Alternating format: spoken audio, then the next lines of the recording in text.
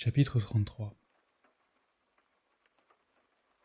Pour la première fois, Vronsky éprouva contre Anna un sentiment de rancune proche de l'animosité pour ce refus délibéré de comprendre sa position. Ce sentiment était encore renforcé par le fait de ne pouvoir lui expliquer la cause de son ressentiment.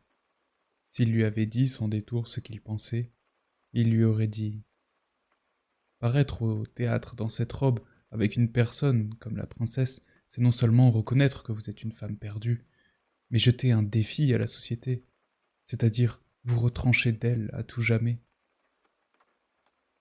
Il ne pouvait dire cela. Mais comment ne peut-elle le comprendre?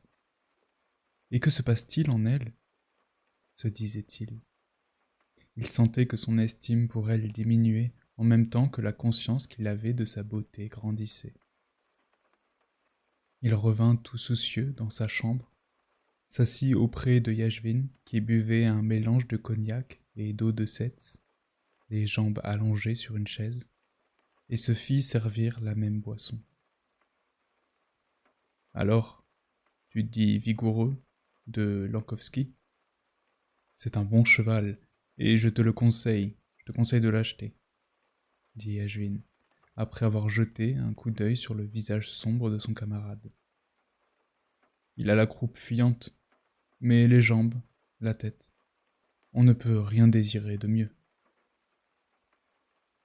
Je crois que je vais le prendre, répondit Vronsky. La conversation sur les chevaux l'intéressait, mais il n'oubliait pas Anna une minute. Involontairement, il prêtait l'oreille au bruit des pas dans le corridor et regardait de temps en temps la pendule sur la cheminée.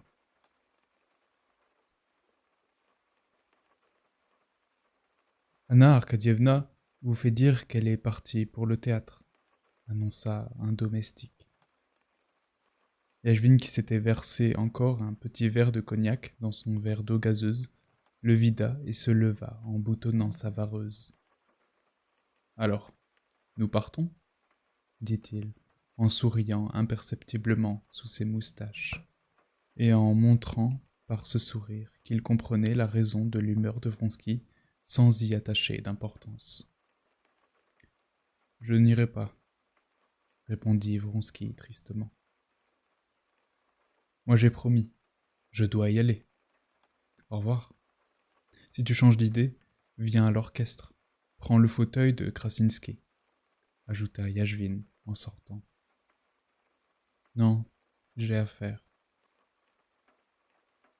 On a des ennuis avec sa femme, et avec une maîtresse, c'est encore pis, songea Yashvin en sortant de l'hôtel. Vronsky, demeuré seul, se leva et se mit à marcher de long en large. Qu'est-ce que c'est aujourd'hui? La 4e soirée d'abonnement. Mon frère sera là avec sa femme, ma mère aussi, probablement, c'est-à-dire tout Pétersbourg. Maintenant, elle est rentrée, elle a ôté sa fourrure, la voilà exposée à tous les regards. Touchkevitch, Yashvin, la princesse Barbara, se disait-il, essayant de se représenter la scène. Eh bien, et moi? Ai-je peur, ou ai-je donné à Touchkevitch le droit de la protéger? Sous quel angle qu'on le considère, c'est absurde, absurde. Et pourquoi me met-elle dans cette position? Dit-il, avec un geste de colère. Ce faisant, il vint frapper le guéridon où se trouvaient l'eau de Seltz et le flacon de cognac, et faillit le faire tomber. Il voulut le rattraper, le renversa, et en dépit donna un coup de pied dans la table. Puis il sonna. « Si tu veux rester à mon service, dit-il au valet de chambre qui entrait, ne néglige pas ton travail. Que ceci n'arrive plus. Enlève-moi cela. » Le valet de chambre, se sentant innocent, voulut se disculper, mais un regard jeté sur son maître lui fit comprendre qu'il valait mieux se taire. Il s'excusa aussitôt et s'agenouilla sur le tapis pour ramasser les débris des verres et des bouteilles. « Ce n'est pas ton affaire. Appelle le garçon et prépare-moi mon habit. » Vronsky entra au théâtre à 8h30. Le spectacle était à son point culminant. Le vieux Kapeldiener ôta à Vronsky sa pelisse et, après l'avoir reconnu, l'appela « Votre Excellence ». Puis il lui dit qu'il ne lui donnerait pas de numéro et qu'il n'aurait qu'à appeler Fédor. Dans le corridor éclairé, il n'y avait personne, hormis le Kapeldiener et 2 valets de pied chargés de fourrure qui écoutaient près de la porte. Par la porte entr'ouverte parvenaient les sons d'un accompagnement discret d'orchestre en staccato et une voix de femme qui modulait avec netteté une phrase musicale. La porte s'ouvrit un instant pour laisser passer un Kapeldiener et la phrase, qui approchait de la fin, frappa distinctement l'oreille de Vronsky. La porte se referma aussitôt. Vronsky perdit la fin de la phrase, mais comprit au bruit des applaudissements que la cadence était terminée. Lorsqu'il entra dans la salle brillamment éclairée par les lustres et les becs de gaz en bronze, l'ovation durait encore. Sur la scène, la cantatrice, décolletée et couverte de diamants, saluait en souriant et ramassait avec l'aide du ténor qui la tenait par la main les bouquets lancés maladroitement par-dessus la rampe. Elle s'approcha d'un monsieur, aux cheveux luisants et pommadés, séparé par une raie au milieu, qui lui tendait un objet par-dessus la rampe au bout de ses longs bras, tandis que tout le public du parterre et des loges s'agitait, se penchait en avant, criait et applaudissait. Le chef d'orchestre, à son pupitre, aidait à transmettre les cadeaux et remettait sa cravate en place. Vronsky avança jusqu'au milieu du parterre et, s'arrêtant, se mit à regarder autour de lui. Aujourd'hui, moins que jamais, son attention était attirée par le décor familier, la scène, le bruit. Par tout ce troupeau bigarré et dépourvu d'intérêt de spectateurs entassés dans une salle. C'étaient les mêmes dames dans les loges avec les mêmes officiers derrière elles, les mêmes femmes bariolées, les mêmes uniformes, les mêmes redingotes, la même foule malpropre au paradis. Et dans toute cette foule, dans les loges et au premier rang, il n'y avait qu'une quarantaine de véritables gens du monde. Ce fut sur cette oasis que Vronsky porta aussitôt son attention. D'eux qu'il se rapprocha. L'acte venait de finir au moment où il était entré, aussi, sans pénétrer dans la loge de son frère. Gagna-t-il le premier rang et s'arrêta-t-il près de la rampe, à côté de Serpukovskoï, qui, le genou replié et frappant la rampe du talon, l'avait aperçu de loin et l'appelait d'un sourire. Vronsky n'avait pas encore vu Anna. Il évitait de regarder de son côté. Mais, d'après la direction des regards, il savait où elle était. Il regardait autour de lui, sans en avoir l'air, mais il ne la cherchait pas, redoutant le pire. Il cherchait des yeux Alexis Alexandrovitch. Par bonheur, celui-ci ne se trouvait pas au théâtre ce soir-là. « Comme il t'est resté peu de choses de l'officier, » lui dit Serpukovskoï. « On dirait plutôt un diplomate, un artiste. »« Oui, en rentrant à la maison, j'ai endossé l'habit, » répondit Vronsky en souriant et en sortant lentement sa lorgnette. « En cela, je t'envie, je l'avoue. Quand je reviens de l'étranger et que je mets ceci, dit-il en touchant ses aiguillettes, je regrette ma liberté. » Serpukovskoï avait renoncé depuis longtemps à pousser Vronsky dans sa carrière, mais il l'aimait toujours autant que par le passé, et se montra en cet instant particulièrement aimable avec lui. « C'est dommage que tu sois arrivé trop tard pour le premier acte. » Vronsky, qui n'écoutait que d'une oreille, dirigea sa lorgnette des baignoires vers le premier balcon et fit le tour des loges. auprès d'une dame en turban et d'un petit vieillard chauve qui clignait des yeux d'un air courroucé derrière sa lorgnette, il aperçut soudain la tête d'Anna, fière, souriante et d'une beauté saisissante dans son cadre de dentelle. Elle était dans la 5e baignoire, à 20 pas de lui, assise sur le devant de la loge, légèrement détournée. Elle parlait à Yashvin. La tache de son cou, ses belles épaules larges, le rayonnement à la fois exalté et contenu de ses yeux et de tout son visage la lui rappelèrent exactement tel qu'il l'avait vue au bal de Moscou. Mais il sentait maintenant tout différemment sa beauté. Dans son sentiment pour elle, il n'y avait maintenant plus rien de mystérieux. Aussi, sa beauté, tout en l'attirant plus violemment qu'autrefois, lui semblait-elle presque insultante. Elle ne regardait pas de son côté, mais Vronsky sentait qu'elle l'avait déjà vue. Lorsque Vronsky tourna à nouveau sa lorgnette de ce côté, il remarqua que la princesse Barbara était très rouge, qu'elle riait avec affectation et tournait sans cesse ses regards vers la loge voisine. Anna frappait de son éventail replié le bord en velours rouge de sa loge et fixait un point, avec l'intention évidente de ne pas remarquer ce qui se passait à côté d'elle. Quant à Yashvin, il avait la même expression que lorsqu'il perdait au jeu. Il fronçait les sourcils, enfonçait de plus en plus sa moustache gauche dans sa bouche et louchait vers la loge voisine.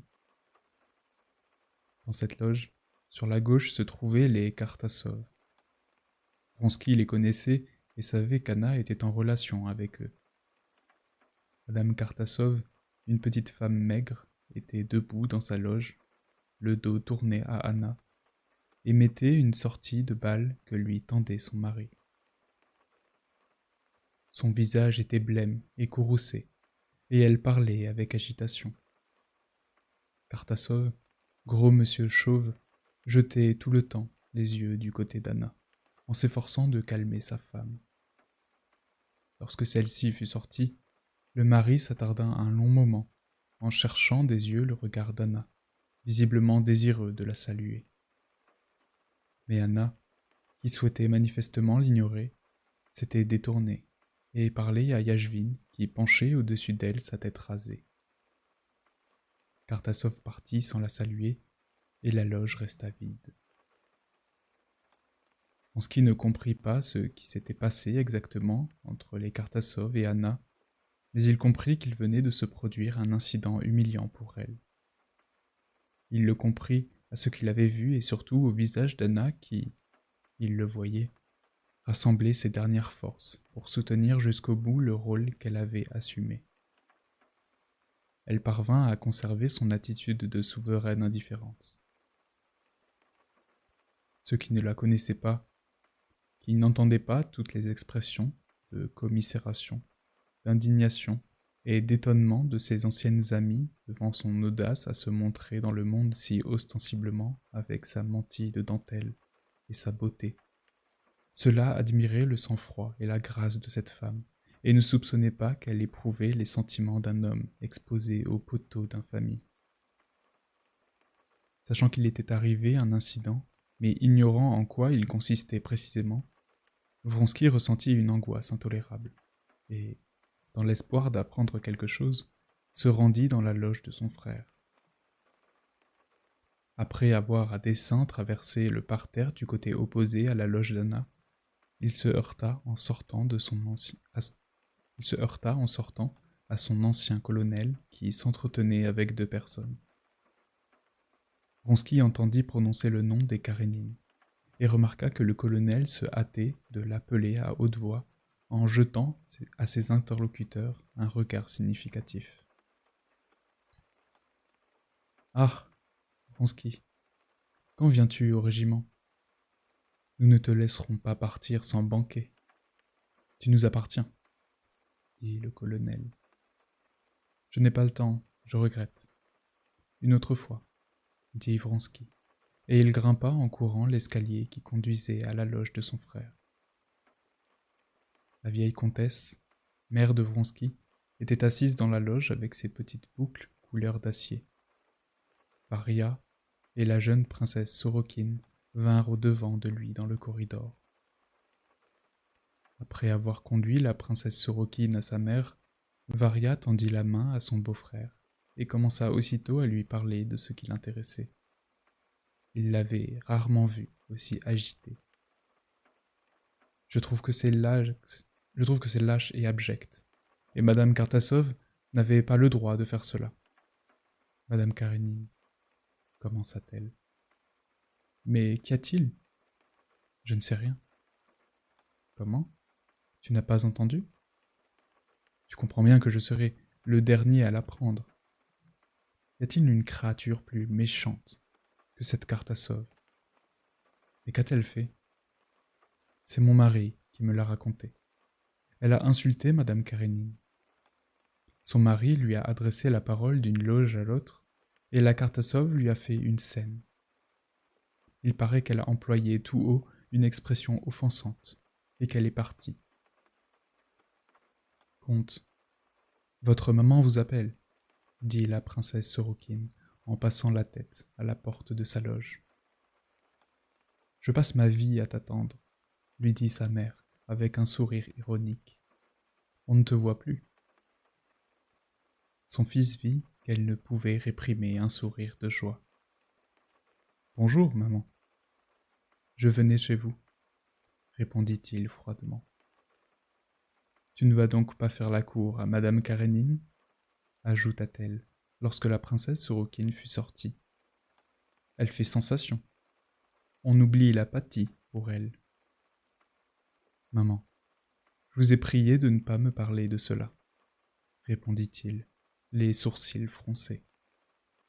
Je dis ce que tout le monde dit.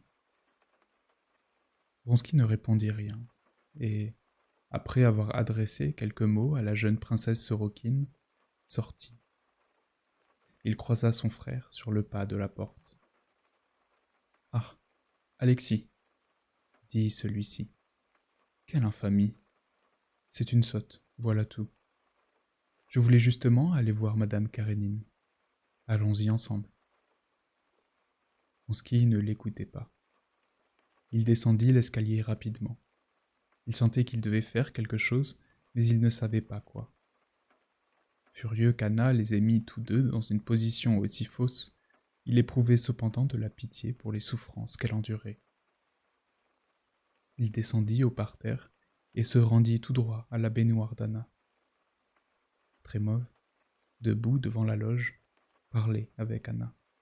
« Il n'y a plus de ténor, disait-il. Le moule en est brisé. » Vronsky salua Anna et s'arrêta pour dire bonjour à Stremov. « Vous êtes arrivé en retard, il me semble, et vous avez manqué le plus beau morceau, » dit Anna à Vronsky en lui jetant, lui sembla-t-il, un regard moqueur. « Je suis mauvais juge, » répondit-il en la regardant sévèrement. « Comme le prince Yasvin, qui trouve que la pâtie chante trop fort, » dit-elle en souriant.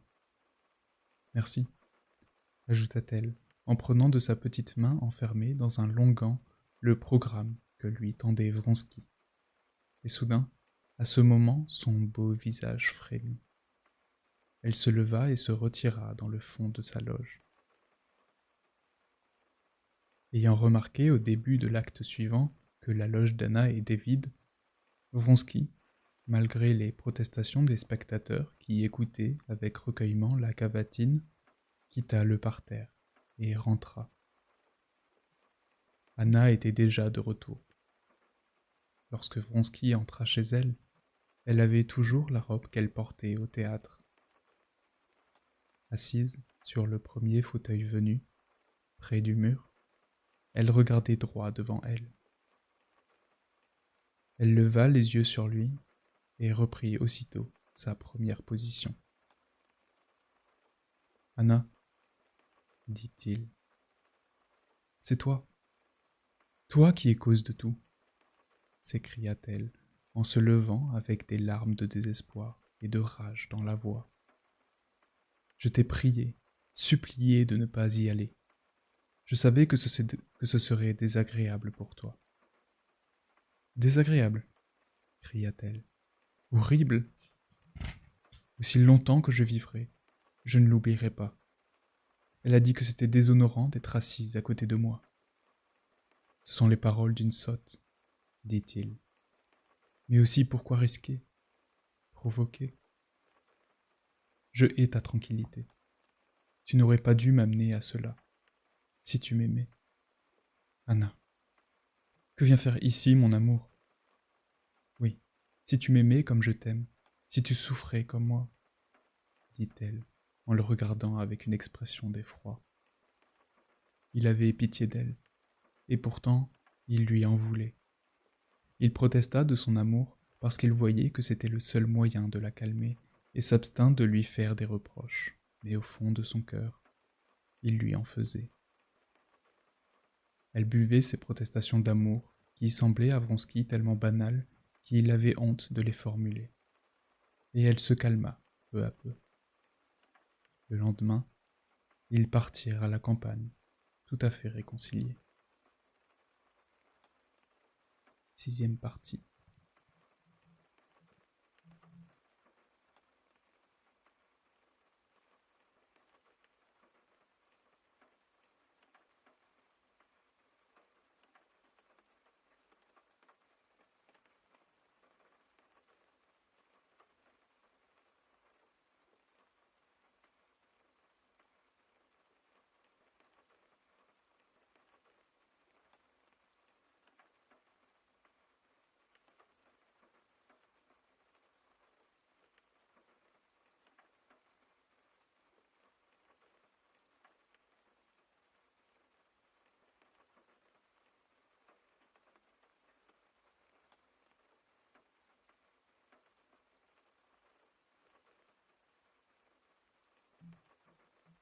Chapitre 1.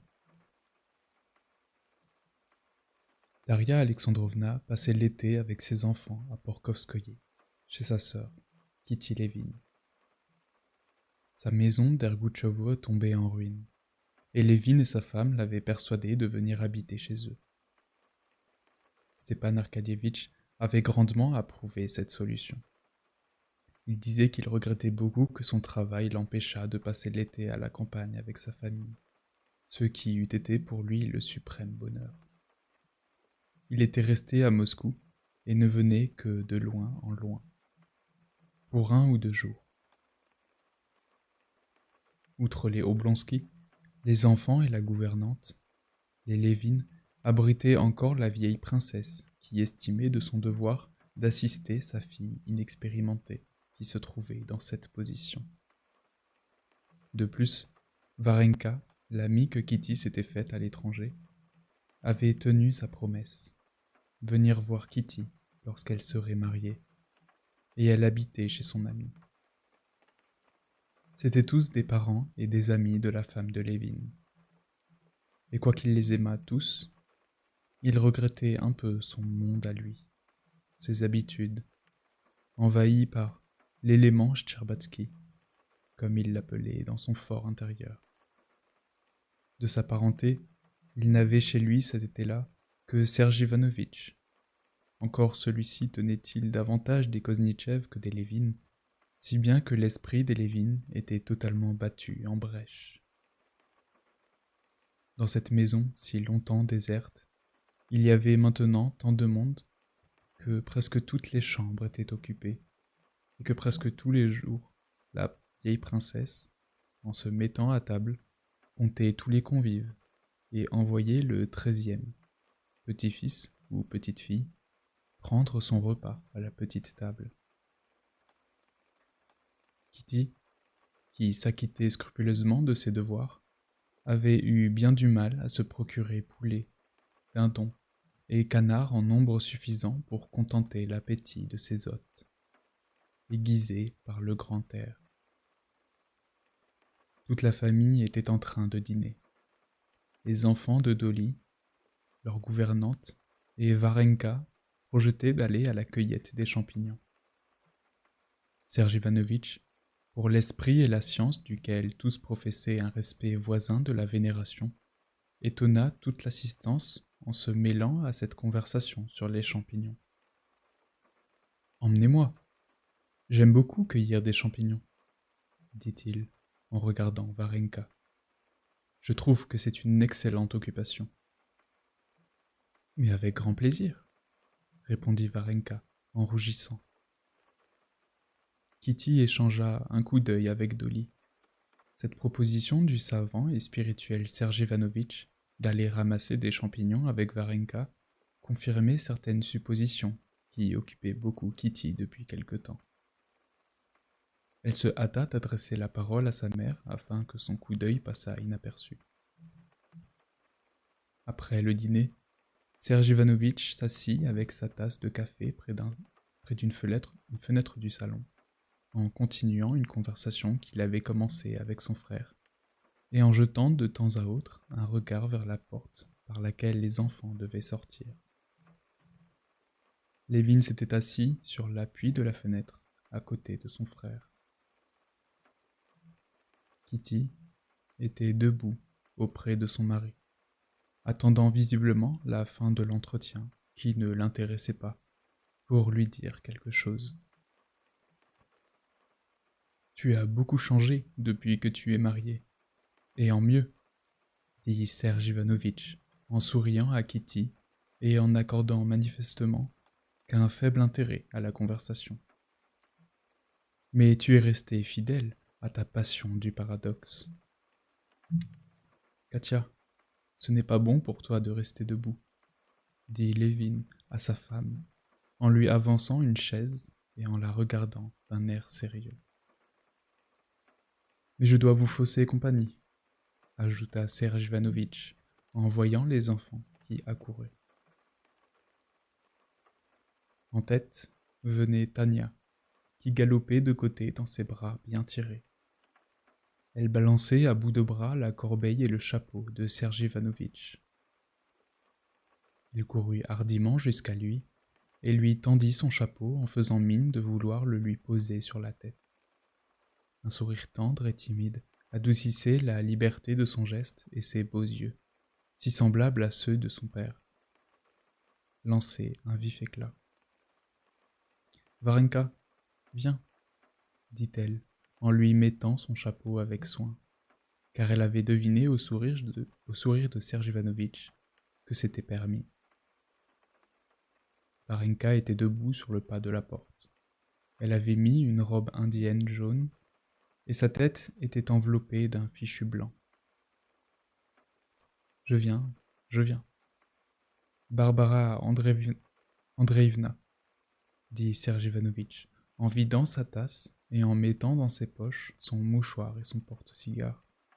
« Comme elle est charmante, n'est-ce pas, ma Varenka ?» dit Kitty à son mari, dès que Serge Ivanovitch se fut levé. « Et comme elle est belle, noblement belle, Varenka, » cria Kitty. « Vous allez dans le bois du moulin ? Nous irons vous rejoindre. »« Tu oublies décidément ta position, Kitty, » dit la vieille princesse, qui entra précipitamment. « Il ne faut pas crier ainsi. » Varenka, en entendant la voix de Kitty et la réprimande de sa mère, s'approcha de son amie d'un pas léger. La vivacité de ses mouvements, la rougeur qui couvrait son visage animé, tout montrait qu'il se passait en elle quelque chose d'extraordinaire. Kitty savait ce que c'était et la surveillait avec attention. Si elle avait appelé Varenka en cet instant, c'était pour la bénir mentalement avant l'événement important qui, dans la pensée de Kitty, devait se produire après le dîner, dans la forêt. « Varenka, je serais très heureuse si certaines choses se faisaient, » lui dit-elle à voix basse, en l'embrassant. « Venez-vous avec nous ?» dit Varenka, troublée, à Lévin en faisant semblant de n'avoir pas entendu. « Oui, mais seulement jusqu'à l'enclos de battage. Je m'y arrêterai. »« Qu'as-tu à faire là-bas ?» dit Kitty. Il faut que je regarde les nouvelles charrettes et que je vérifie les comptes. Et toi, où vas-tu? Sur la terrasse. Chapitre 2.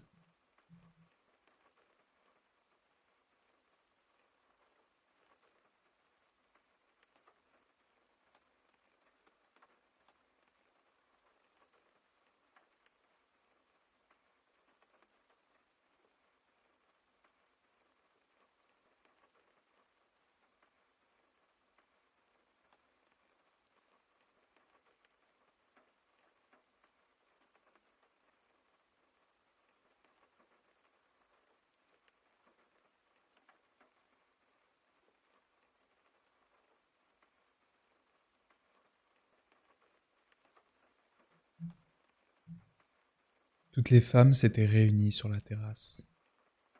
Elles aimaient de façon générale s'y tenir après le dîner. Et ce jour-là, elles avaient une raison particulière de s'y rendre. Outre la confection de langues et de brassières, auxquelles toutes s'adonnaient, on faisait aujourd'hui des confitures d'après un procédé nouveau, inconnu d'Agathe Mikhailovna, sans adjonction d'eau. C'était Kitty qui introduisait cette nouvelle méthode, employée chez ses parents. Agathe Mikhailovna, à qui ce travail était confié, avait rajouté de l'eau dans les fraises, car cela se faisait chez les Lévin, et cela ne pouvait par conséquent pas être mauvais.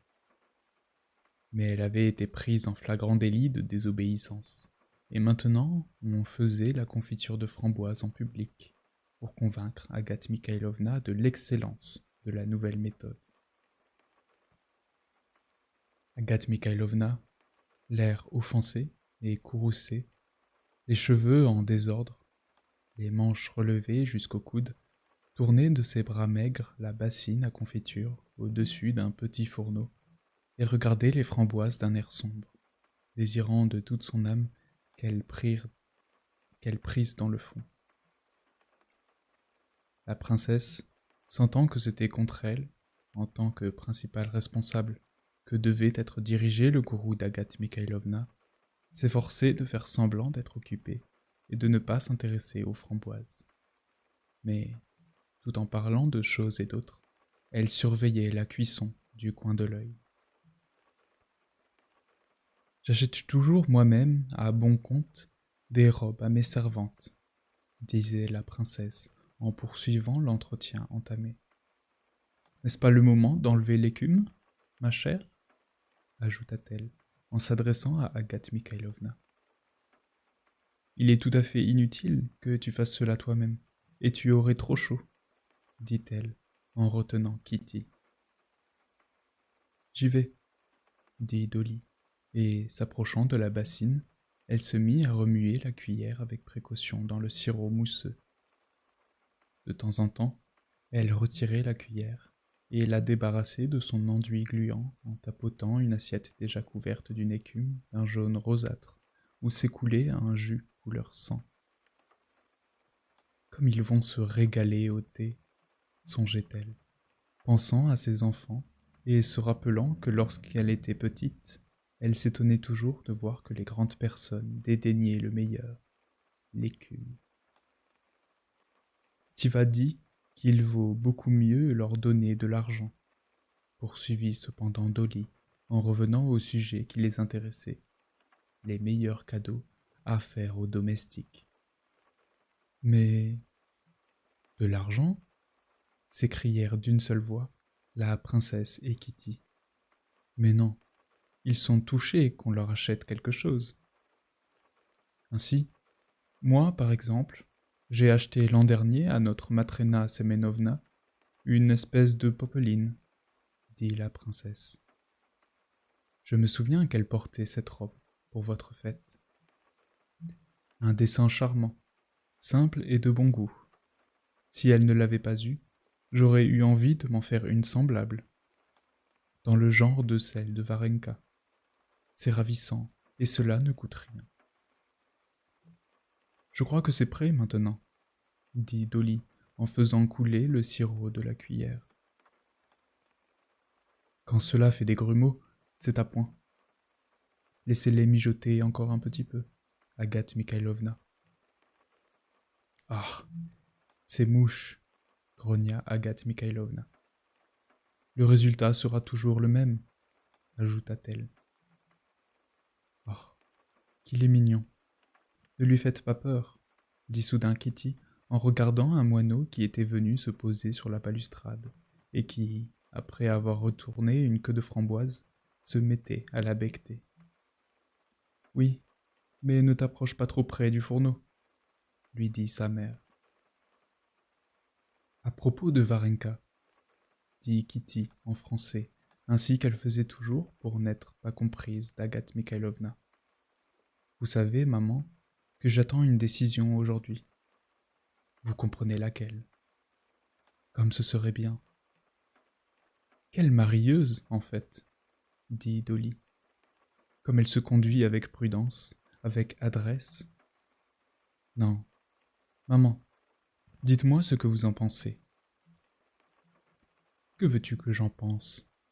Il signifiait Serge Ivanovitch, a toujours pu prétendre au meilleur pari de Russie. Et même maintenant, bien qu'il ne soit plus tout jeune, j'en connais beaucoup qui l'épouseraient. Elle est très bonne, mais il pourrait...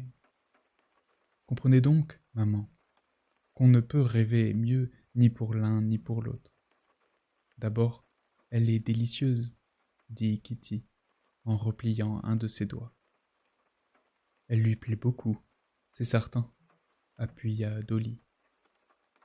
Ensuite, il occupe une telle situation dans le monde qu'il n'a besoin ni de fortune, ni de relations. Il a seulement besoin d'une femme bonne, charmante et douce. Oui, avec elle, on peut être tranquille, plaça Dolly. Enfin, il faut qu'elle l'aime. Et elle l'aime, comme ce serait merveilleux. Je suis sûr que lorsqu'ils sortiront du bois, tout sera décidé. Je le verrai aussitôt à leurs yeux. Je serai tellement contente. Qu'en penses-tu, Dolly? Mais ne t'agite pas. Tu n'as nul besoin de t'agiter, lui dit sa mère. Je ne m'agite pas, maman. J'ai l'impression qu'il la demandera en mariage aujourd'hui. Ah, comme c'est étrange, lorsqu'un homme vous demande en mariage. Il y a une barrière, et brusquement, elle tombe, dit Dolly, en souriant d'un air pensif. Elle se rappelait son passé avec Stepan Arkadievitch. Maman, comment papa vous a-t-il fait sa demande? Dit brusquement Kitty. Il ne s'est rien passé d'extraordinaire. C'était très simple, répondit la princesse. Mais son visage s'illumina à ce souvenir. Oui, mais comment? Vous l'aimiez avant qu'on ne vous ait permis de lui parler? Kitty éprouvait un plaisir tout particulier à pouvoir maintenant parler d'égal à égal avec sa mère de tous ces sujets, les plus importants dans la vie d'une femme. Bien sûr, il venait nous voir à la campagne. Et comment cela s'est-il décidé, maman? Tu crois donc que vous avez inventé quelque chose de nouveau? Cela se passe toujours de la même façon. Cela s'est décidé avec des regards, des sourires. Comme vous avez bien dit cela, maman, c'est bien cela, des regards et des sourires, confirma Dolly. Mais quelle parole vous a-t-il dites? Et toi, quelle parole t'a dite Kostya? Il a écrit à la craie. C'était extraordinaire.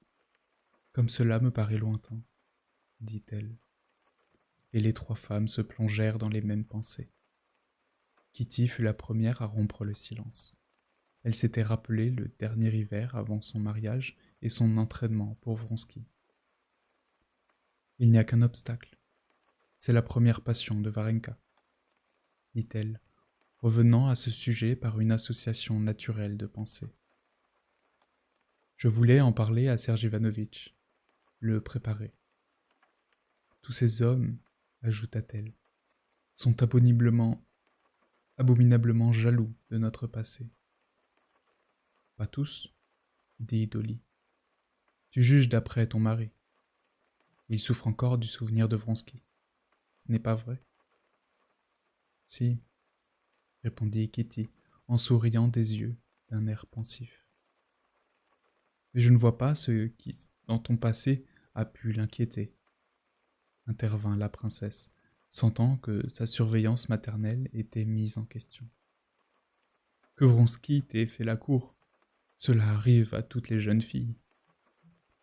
Ce n'est pas de cela que nous parlons, dit Kitty en rougissant. Permets, poursuivit sa mère. Tu m'as toi-même empêché de parler à Vronsky. Tu te souviens? Ah, maman, dit Kitty avec une expression de souffrance. À l'heure actuelle, on ne peut plus vous tenir. Mais vos rapports ne pouvaient pas dépasser une certaine limite. Je l'aurais amené à se déclarer. D'ailleurs, mon ange, il ne faut pas que tu t'agites. Souviens-t'en, je te prie, et reste calme. Mais je suis tout à fait calme, maman. Comme c'est heureux pour Kitty qu'Anna soit survenue, dit Dolly. Et comme c'est malheureux pour elle. Les rôles sont renversés, poursuivit-elle, frappée par cette idée. Anna était tellement heureuse alors, et Kitty se croyait malheureuse. C'est tout le contraire maintenant. Je pense souvent à elle. C'est bien la peine. Pensez à cette créature abominable, à cette femme sans cœur, dit sa mère, qui ne pouvait oublier que Kitty avait épousé Levin et non Vronsky. Et c'est donc cela, dit Kitty, impatientée. Je n'y pense pas et je ne veux pas y penser. Et je ne veux pas y penser, répéta-t-elle, prêtant l'oreille au pas familier de son mari qui montait l'escalier de la terrasse. À quoi ne veux-tu plus penser? Demanda Levin en paraissant sur la terrasse. Mais personne ne lui répondit, et il ne répéta pas sa question. Je regrette de faire intrusion dans votre royaume de femmes, dit-il en les enveloppant d'un regard mécontent. Il avait compris qu'elle ne poursuivrait pas leur entretien devant lui. Pendant une seconde, il sentit qu'il partageait le sentiment d'Agathe Mikhailovna. Furieuse de faire des confitures de framboises sans eau et de subir la domination étrangère des Shtcherbatsky. Néanmoins, il sourit et s'approcha de Kitty. « Eh bien ?» lui demanda-t-il, en la regardant avec cette expression que tous prenaient maintenant en s'adressant à elle. « Je vais très bien, » dit Kitty en souriant. « Et tes charrettes ?» Elles prennent une charge 3 fois plus grande que les télègues. Nous allons chercher les enfants? J'ai dit d'atteler. Quoi? Tu vas emmener Kitty en charabant? Lui dit la princesse d'un ton de reproche. Nous irons au pas, princesse. Levin n'appelait jamais la princesse maman, comme font habituellement les gendres, et sa belle-mère en était froissée. Et bien qu'il l'aimât et respectât la princesse, il ne pouvait se résoudre à l'appeler ainsi, car il eût cru offenser la mémoire de sa mère. « Venez avec nous, maman, » dit Kitty. « Je ne veux pas voir vos imprudences. Bon, j'irai à pied, cela me fera du bien. » Kitty se leva, s'approcha de son mari et lui prit le bras. « Cela fait du bien, si l'on ne dépasse pas la mesure, » dit la princesse. « Alors, Agathe Mikhailovna, la confiture est-elle à point ?» dit Levin en souriant à Agathe Mikhailovna et en désirant la dérider. « La nouvelle méthode a-t-elle du bon ? » Il paraît. Mais pour moi, elles sont trop cuites. Elles n'en seront que meilleures, Agathe Mikhailovna. Au moins, elles ne se gâteront pas. La glace a fondu, et nous n'avons pas de pièces à rafraîchir, dit Kitty, qui devina tout de suite l'intention de son mari et s'adressa à la vieille dans les mêmes dispositions. Quant à vos salaisons, maman, dit qu'elle n'en a jamais mangé de meilleur, ajouta-t-elle en souriant à la vieille et en lui rajustant son fichu. Agathe Mikhailovna jeta à Kitty un regard courroucé. Ne me consolez pas, madame. Je n'ai qu'à vous voir avec lui pour être contente, dit-elle, et cette rude façon de dire lui toucha Kitty. Venez avec nous chercher des champignons. Vous nous montrerez les endroits. Agathe Mikhailovna sourit et hocha la tête, de l'air de dire « Je serais contente de me fâcher contre vous, mais c'est impossible. » « Suivez mon conseil, » dit la princesse. « Couvrez chaque pot d'un rond de papier humecté de rhum, et vous n'aurez pas besoin de glace pour les empêcher de moisir. » Chapitre 3.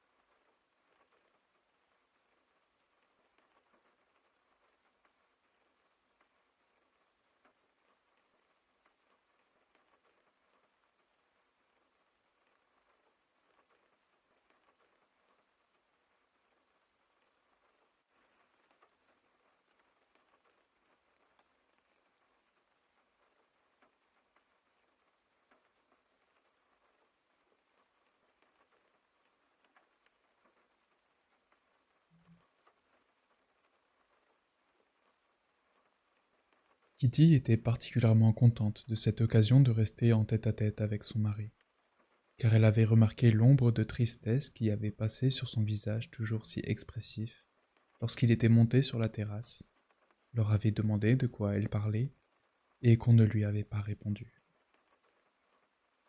Lorsqu'ils eurent pris les devants sur la route, poudreuse, parsemée d'épis et de crins de seigle, et qu'ils ne furent plus en vue de la maison, elle s'appuya plus lourdement sur son bras et se pressa contre lui. Il avait déjà oublié l'impression pénible qui n'avait duré qu'une minute, et, seul avec elle, il éprouvait maintenant que la pensée de sa grossesse qui ne le quittait pas un instant. Le plaisir nouveau pour lui, très pur et exempt de toute sensualité, de la présence de la femme aimée. Il n'avait rien à lui dire, mais il désirait entendre le son de sa voix, sentir son regard qui avait changé depuis qu'elle était enceinte. Dans sa voix, comme dans son regard, il y avait cette douceur et cette gravité particulières aux gens dont l'attention et l'amour sont concentrés sur un seul objet. « Tu n'as pas peur de te fatiguer ? Appuie-toi davantage sur moi, » lui dit-il. « Non, je suis si heureuse de cette occasion de parler seul à seul avec toi. J'aime ma famille, mais je t'avoue que je regrette nos soirées d'hiver. » C'était bien alors, mais c'est encore mieux maintenant. Tout est bien, lui dit-il, en lui serrant la main. Sais-tu de quoi nous parlions quand tu es arrivé ? De confiture ? Oui, nous avons parlé aussi de confiture. Mais ensuite, nous avons parlé de la façon de faire une demande en mariage. Ah, dit Levin, plus attentif au son de la voix de Kitty qu'aux paroles qu'elle disait, et surveillant le chemin qu'il suivait maintenant dans la forêt, afin de lui éviter tout faux pas. Et aussi de Serge Ivanovitch et de Varenka. Tu as remarqué ? Je le désire beaucoup, poursuivit-elle. Qu'est-ce que tu en penses ? Et elle le regarda dans les yeux. Je ne sais qu'en penser, répondit Levin en souriant. Serge, tout ce rapport est très étrange pour moi. Je t'ai dit, n'est-ce pas ? Oui, qu'il a été amoureux de cette jeune fille qui est morte. J'étais encore un enfant. Je ne le sais que par ouï-dire. Je me souviens de lui à cette époque. Il était charmant. Depuis, je l'ai observé avec les femmes. Il est aimable, certaines lui plaisent, mais on sent qu'elle n'existe pas pour lui en tant que femme. Mais maintenant, avec Varenka, Il me semble qu'il y a quelque chose. Peut-être. Cependant, il faut le connaître. C'est un homme original, étonnant. Il ne vit que par l'esprit. Il a une âme trop pure et trop sublime. Comment? Veux-tu dire que cela l'abaisserait? Non, mais il est tellement habitué à ne vivre que par l'esprit qu'il ne peut se réconcilier avec la réalité. Et Varenka, malgré tout, c'est la réalité. Lévin avait déjà pris l'habitude d'exprimer hardiment sa pensée, sans se donner la peine de l'envelopper de mots précis. Il savait que sa femme, dans les moments de tendresse, le comprenait à demi-mot, et de fait, elle le comprenait. Pourtant, il n'y a pas en elle la même réalité qu'en moi. Je suis sûr qu'il ne serait jamais tombé amoureux de moi. Elle, elle est tout esprit. Si, il t'aime, comme tu es. Cela m'est toujours très agréable de voir que les miens t'aiment. Il est très bon envers moi, mais évidemment, ce n'est pas comme avec mon pauvre Nicolas. Vous vous étiez épris l'un de l'autre, acheva Lévin. Pourquoi ne pas le dire? Je me fais parfois des reproches. Je finirai par l'oublier. Ah, c'était un homme terrible et exquis. Oui. De quoi parlions-nous déjà? Dit Lévin, après un silence. Tu penses qu'il ne peut pas tomber amoureux? Dit Kitty, traduisant dans sa langue la pensée de son mari. Non, ce n'est pas cela, dit Lévin en souriant. Mais il n'a pas cette faiblesse qui est nécessaire. Je l'ai toujours envié et, même maintenant, où je suis si heureux, je l'envie. Tu l'envies de ne pas pouvoir être amoureux? Je l'envie parce qu'il est meilleur que moi, dit Lévin en souriant. Il ne vit pas pour lui-même. Toute sa vie est subordonnée au devoir. Aussi peut-il être calme et satisfait. Et toi? Dit Kitty, avec un sourire tendu et moqueur. Elle n'aurait jamais pu retrouver l'association de pensées qui l'avait amenée à sourire. Sa dernière déduction était que son mari, en exaltant son frère et en s'abaissant devant lui, n'était pas sincère. Kitty savait que ce manque de sincérité lui venait de son affection pour son frère, du remords qu'il éprouvait à se sentir trop heureux, et surtout de son désir constant de devenir meilleur. Elle aimait ses dispositions, et c'est pourquoi elle souriait. « Et toi, tu es insatisfait ?» lui demanda-t-elle, sans cesser de sourire. Son incrédulité sur ce point le ravit et, inconsciemment, il voulut l'amener à exprimer les raisons de cette incrédulité. « Je suis heureux, mais je ne suis pas content de moi, » dit-il. « Ainsi, tu peux être mécontent quand tu es heureux? » Comment te dire? Du fond du cœur, je ne désire rien tant que de t'éviter un faux pas. Ah, il ne faut pas sauter ainsi, fit-il en s'interrompant, car elle avait fait un mouvement trop rapide en franchissant une branche qui barrait le sentier. Mais quand je me compare à d'autres, et surtout à mon frère, je sens mon infériorité. Mais en quoi? Reprit Kitty avec le même sourire. Ne songes-tu pas, toi aussi, à ton prochain, et tes fermes, et ton exploitation, et ton livre? Non, je le sens, surtout maintenant. C'est ta faute, dit-il en lui serrant la main. Mais ce n'est pas cela. Je fais cela légèrement. Si je pouvais aimer tout ce travail comme je t'aime. Mais tous ces derniers temps, je m'en acquitte comme d'une tâche imposée. Que diras-tu alors de papa? Demanda Kitty. Lui aussi, il est mauvais parce qu'il ne fait rien pour le bien public? Lui? Non. Mais il faut avoir de la simplicité, la clarté, la bonté de ton père. Je n'ai rien de tout cela. Je ne fais rien et je souffre. Tout cela à cause de toi, lorsque tu n'étais pas là et qu'il n'y avait pas encore ceci, dit-il, en jetant sur la taille de sa femme un regard dont elle comprit le sens. Je mettais toutes mes forces dans mon travail. Maintenant, je ne peux plus, et j'en ai honte. Ce n'est plus qu'une tâche imposée, un faux semblant. Mais voudrais-tu changer immédiatement avec Serge Ivanovitch dit Kitty. Voudrais-tu te consacrer au bien public, aimer cette tâche comme lui, et t'en tenir là? Bien sûr que non, dit Levin. D'ailleurs, je suis si heureux que je ne comprends plus rien. Ainsi, tu crois qu'il va faire sa demande aujourd'hui? Ajouta-t-il, après un silence. Je n'en suis pas sûr, mais je le désire de tout mon cœur. Attends. Il se pencha et cueillit au bord du chemin une camomille sauvage. Tiens, compte. Il fera sa demande, il ne la fera pas, dit-elle en lui tendant sa fleur. Il la fera, il ne la fera pas, dit Levin en arrachant l'un après l'autre les pétales blancs étroits et cannelés. Non, non, dit en lui prenant la main Kitty, qui suivait ses gestes avec émotion. Tu en as arraché 2? Oui, mais ce petit-là ne compte pas, dit Levin en enlevant un tout petit pétale qui n'était pas parvenu au terme de sa croissance. Voici le chat raban. Il nous a rattrapés.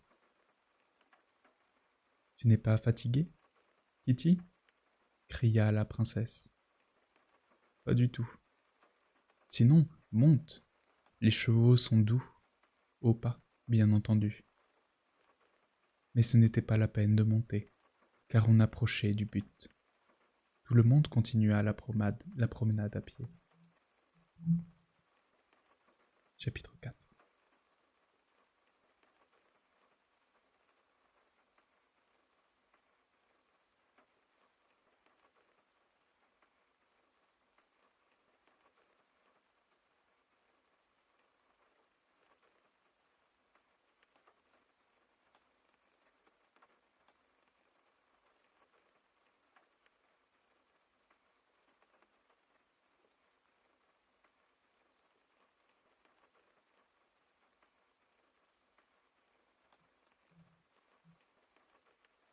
Avec son fichu blanc sur ses cheveux noirs, Varenka, entourée d'enfants dont elle s'occupait avec une douce gaieté et visiblement émue par la possibilité d'une explication avec un homme qui lui plaisait, était très attrayante.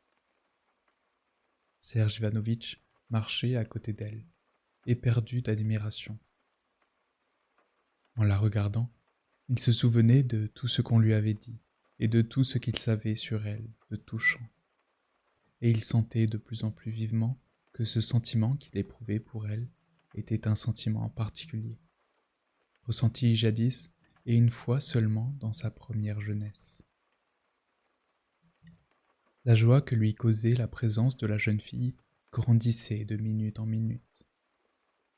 En mettant dans sa corbeille un bolet énorme sur un pied grêle avec des rebords battus, et en remarquant la rougeur de son visage ému à la fois joyeux et effrayé, il se troubla et lui sourit sans mot dire, d'un sourire qui en disait trop. S'il en est ainsi, se dit-il, il faut que je réfléchisse et que je prenne une décision. Je ne dois pas m'abandonner comme un gamin à l'entraînement d'une minute. Je vais maintenant chercher des champignons de mon côté. Sinon, mes découvertes passent inaperçues, dit-il, et quittant la lisière qu'il suivait dans l'herbe courte et soyeuse, parmi de vieux bouleaux clairsemés, il s'engagea dans la forêt où, entre les troncs blancs des bouleaux, les trembles et les bouquets de noisetiers mettaient des taches grises et noires. S'éloignant d'une quarantaine de pas, et contournant un bosquet de fusains en pleine floraison, avec ses chatons d'un rouge sombre, Serge Ivanovitch, sachant qu'on ne le voyait pas, s'arrêta. Autour de lui, c'était le silence. Seul, près des cimes des bouleaux sous lesquels il se tenait, des mouches bourdonnaient inlassablement, comme un essaim d'abeilles, et, de temps en temps, les voix des enfants parvenaient jusqu'à lui. Soudain, dans le voisinage, en bordure de la forêt, retentit la voix de contralto de Varenka, qui appelait Gritcha, et un sourire de joie détendit le visage de Serge Ivanovitch. Conscient de ce sourire, Serge Ivanovitch eut un hochement de tête désapprobateur, et sortit un cigare qu'il alluma.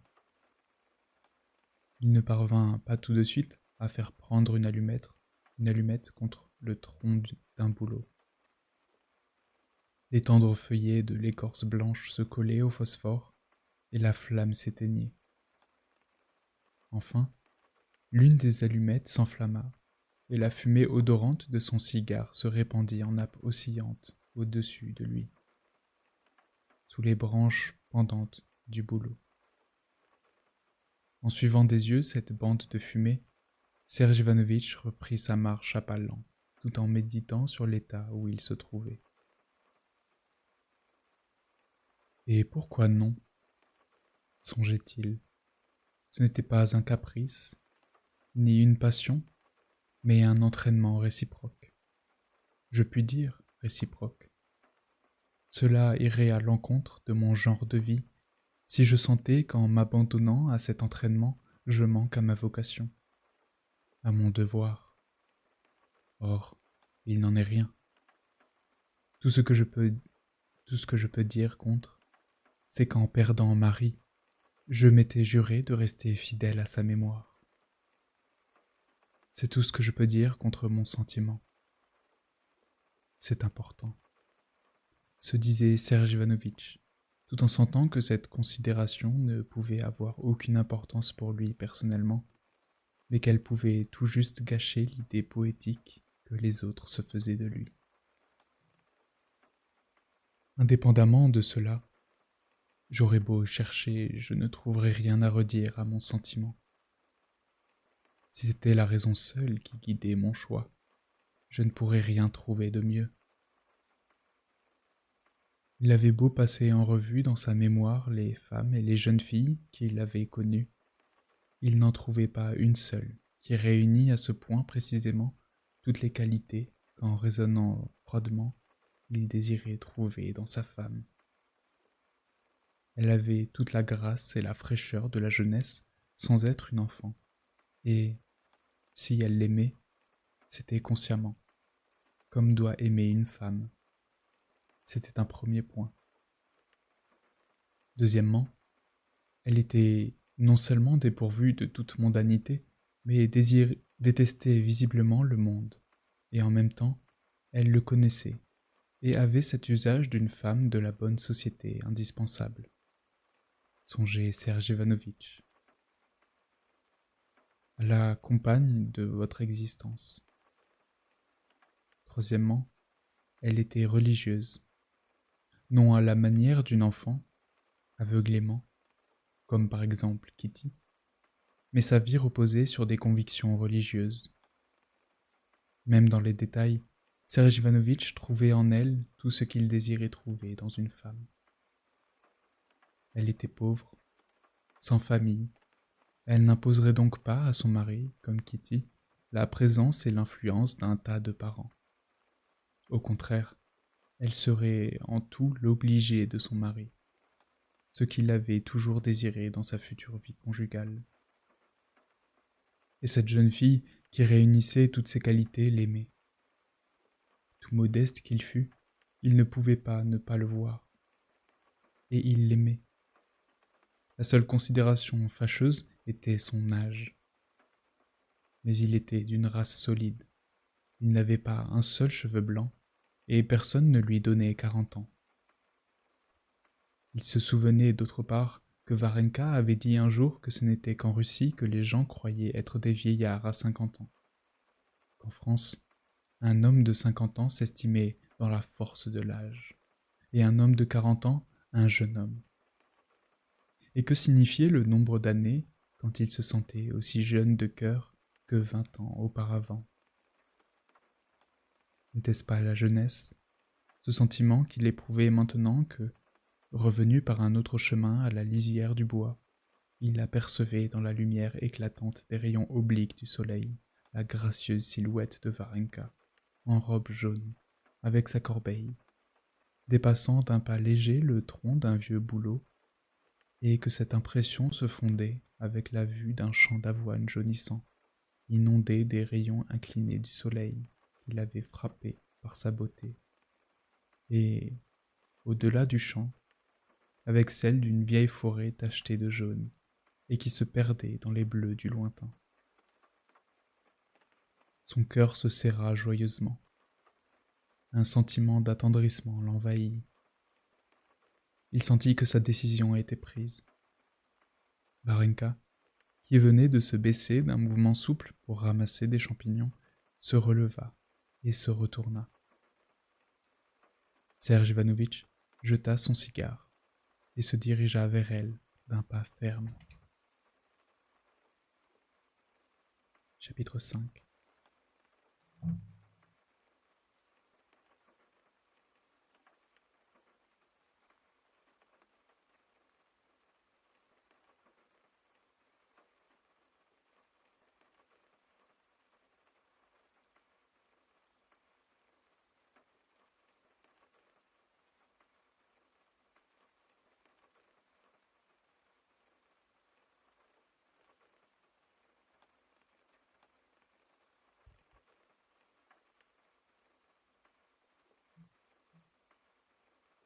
Barbara Andreïvna.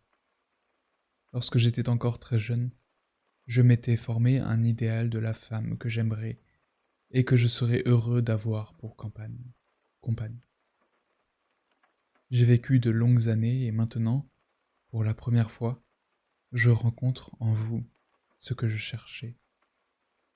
Je vous aime et je vous offre de m'épouser.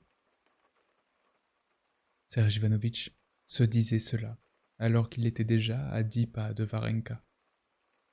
Celle-ci, agenouillée dans l'herbe et en défendant les champignons contre Gretcha, l'appelait la petite Matcha. Par ici les enfants. Il y en a des quantités, disait-elle, de sa jolie voix au timbre grave. En apercevant Serge Ivanovitch qui approchait, elle ne se le releva pas et resta dans la même position. Mais tout disait à Koznitchev qu'elle sentait son approche et en éprouvait de la joie. « Avez-vous trouvé quelque chose ?» lui demanda-t-elle, en tournant vers lui son beau visage éclairé d'un doux sourire. « Rien du tout, » dit Serge Ivanovitch. « Et vous ?» Elle ne lui répondit pas, occupée par les enfants qui l'entouraient. « Il y en a encore un là, à côté de la branche, » dit-elle, en désignant à Matcha un petit agaric qui pointait sous une touffe d'herbe sèche dont un brin avait traversé son chapeau rose et élastique. Varenka se leva lorsque Matcha lui apporta ce champignon, qu'elle avait brisé en deux. « Cela me rappelle mon enfance, » ajouta-t-elle en s'éloignant à côté de Serge Ivanovitch. Ils firent quelques pas en silence. Varenka voyait qu'il désirait parler et, devinant à quel sujet, défaillait de joie et de crainte. Ils allèrent si loin que personne ne pouvait plus les entendre, mais ils ne se décidaient toujours pas à parler. Varenka préférait se taire. Après un silence, il leur serait plus facile d'exprimer ce qu'ils avaient à se dire qu'après un entretien sur les champignons. Mais contre sa volonté, et comme à l'improviste, elle dit « Alors, vous n'avez rien trouvé ? D'ailleurs, il y en a toujours moins à l'intérieur de la forêt. » Serge Ivanovitch soupira et ne répondit rien. Il était ennuyé qu'elle eût remis la conversation sur les champignons. Il voulait la ramener aux premiers mots qu'elle avait dits au sujet de son enfance, mais, presque malgré lui, après s'être tu un instant, il fit une remarque, se rapportant à sa dernière phrase. « J'ai entendu dire qu'on trouve surtout les bolets à la lisière, mais je ne sais pas les distinguer des autres. » Quelques minutes s'écoulèrent encore. Il s'était encore éloigné et se trouvait absolument seul. Le cœur de Varenka battait si fort qu'elle l'entendait. Elle se sentait rougir, pâlir, puis rougir encore. Être la femme d'un homme comme Koznitchev, après sa situation chez Madame Stahl, lui paraissait le suprême bonheur. De plus, elle était presque sûre de l'aimer. Et cela allait se décider à l'instant. Cela lui semblait étrange. Elle avait peur à la fois de ce qu'il dirait et de ce qu'il ne dirait pas. Il fallait s'expliquer maintenant ou jamais. C'était ce que sentait aussi Serge Ivanovitch. Tout. Le regard, la rougeur. Les yeux baissés de Varenka lui montraient une attente douloureuse. Serge Ivanovitch le voyait et il avait pitié d'elle. Il sentait même que ne rien dire maintenant serait l'offenser. Il se répéta rapidement en pensée tous les arguments en faveur de sa décision. Il se répéta aussi les mots qu'il voulait employer pour lui faire sa demande. Mais au lieu de tout cela, par un détour inattendu de son imagination, il lui demanda « Quelle différence y a-t-il entre un cep et un bolet ?»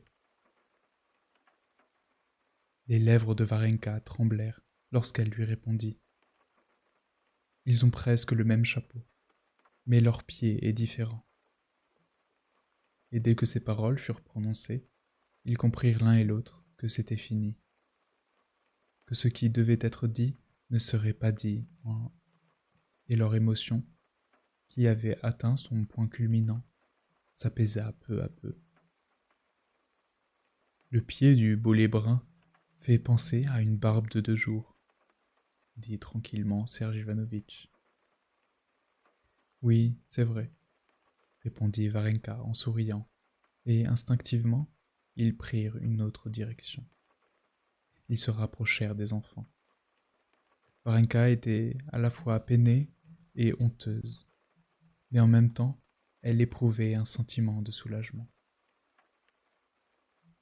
Tandis qu'il revenait à la maison, Serge Ivanovitch passa en revue tous ses arguments et découvrit que son raisonnement était faux. Il ne pouvait trahir la mémoire de Marie. « Doucement, les enfants, doucement !» cria Lévin avec humeur, en se mettant devant Kitty pour la protéger contre la bande des enfants qui se précipitaient vers eux avec des cris de joie.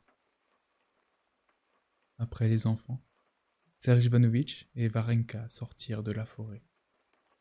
Kitty n'eut pas besoin d'interroger son amie. À leur expression paisible et un peu confuse, elle comprit que ses plans avaient échoué. « Eh bien ?» lui demanda son mari, tandis qu'il rentrait.